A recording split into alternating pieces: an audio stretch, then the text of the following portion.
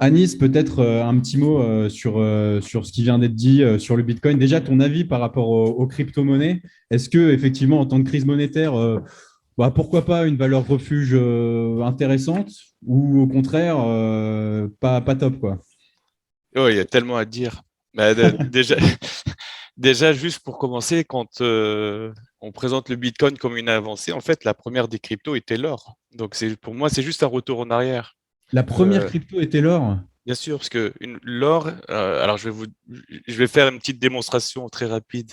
Oui, Je ne sais pas si elle va vous convaincre, mais en gros, si Satoshi, là, quand il a voulu et qu'il a pensé au Bitcoin, donc euh, c'est celui qui, Satoshi soi-disant, a créé Nakamoto.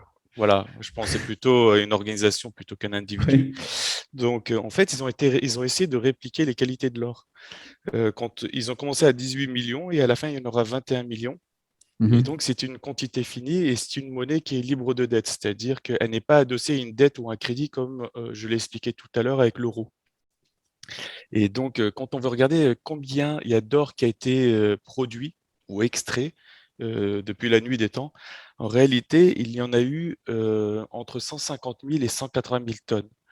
Et quand on regarde ça en mètres cubes, justement, si on devait mettre tout ça dans un cube et qu'on essaie de calculer l'arête, c'est incroyable, c'est un chiffre qui est tellement petit, c'est 21. Et en fait, c'est un cube d'une arête de 21 mètres. Donc ça tient quasiment dans une surface de réparation et un peu plus, quoi. D'accord. Donc tout l'or du monde tient dans un cube d'une arête de 21 qui fait à peu près 9000 mètres cubes. 21 fois 21 fois 21.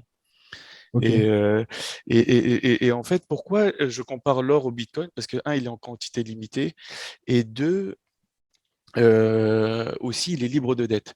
Et donc, au 19e siècle, on a une bataille entre ce qu'on appelle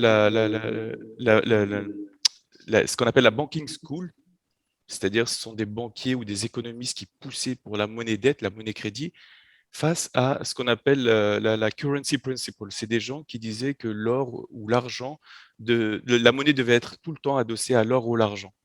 Pourquoi? Parce qu'il y avait une valeur tangible et une limite justement à la création monétaire. Parce que la dette, il n'y a aucune limite à la création de monnaie par la dette, alors qu'il y en a une quand c'est l'or ou l'argent. Et en fait, cette bataille, elle a duré quasiment 100 ans.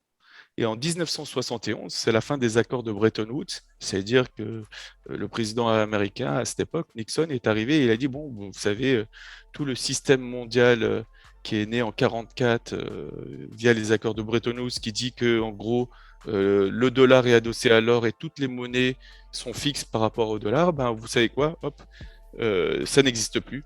Donc le dollar maintenant, il est adossé à rien du tout. Et donc c'est la fin de ce qu'on appelle la monnaie libre de dette qui est adossée à l'or.